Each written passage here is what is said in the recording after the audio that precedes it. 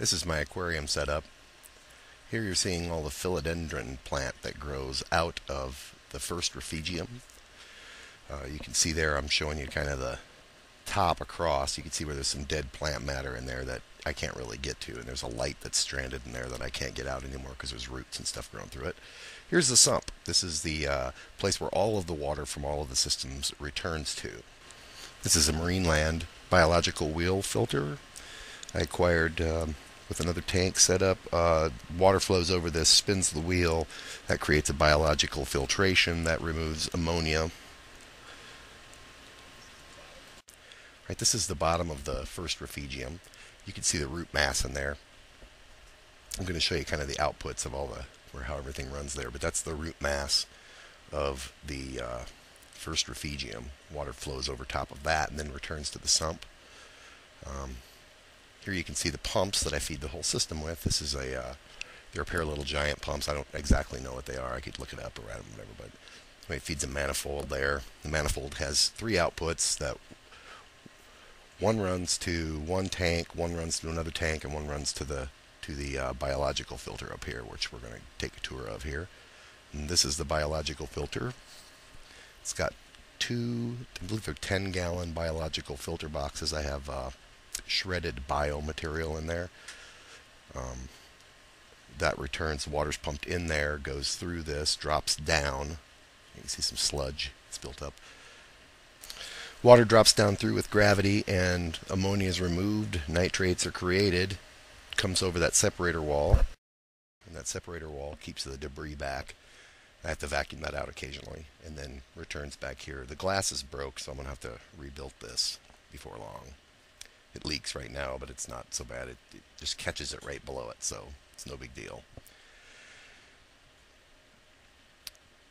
Then we'll go back over here, and you see where the output from the biological filter travels around here and drops into refugium number 1 there.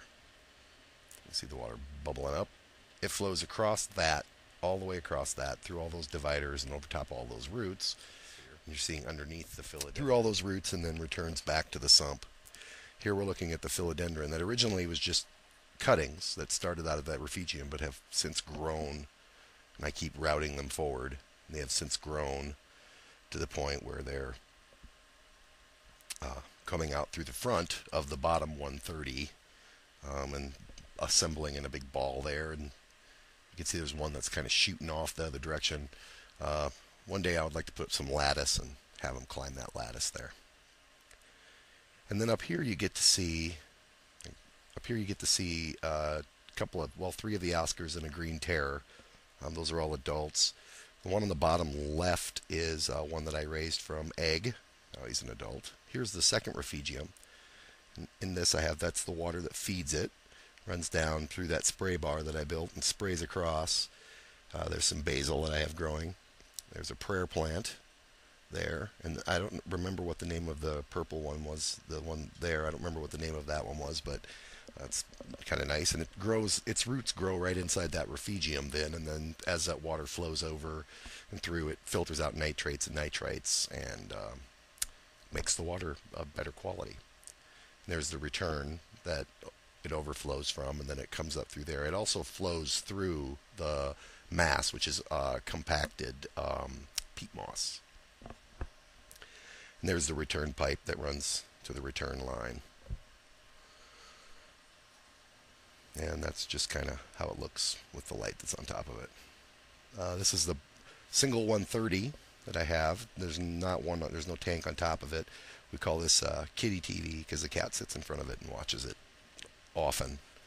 When the lights are on and she attacks the glass, then and there you can see some of the Plecos that have made it down through the filter from the 55 and into this tank and grown up to that size.